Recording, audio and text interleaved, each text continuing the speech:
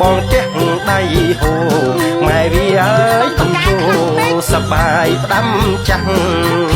សបាយផ្ដាំចាំងមីគូយើងអាចដាក់បាវានោមតែខាតពីកាន់តែស្អាតទុកខាតខ្លាំងណាស់អ្នកណាយថាអ្នកតាកាន់ចាំងចង់ស្គាល់ឡើយទុកចាំងតែផ្ដាំជួយឡងតែមកមិនអើយជួយហ៎ដូរលក់ឯងម្ដងលក់ទៅហើយលោកបងបើមិនអពេញចិត្តបើមិនពេញចិត្តយកដេកអោបទូកណែកុំលោកលួនខ្ញុំ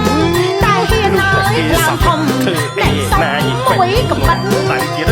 បើស្រីកាប់ប្រុសជាប់ទុកអ៊ូក្រិត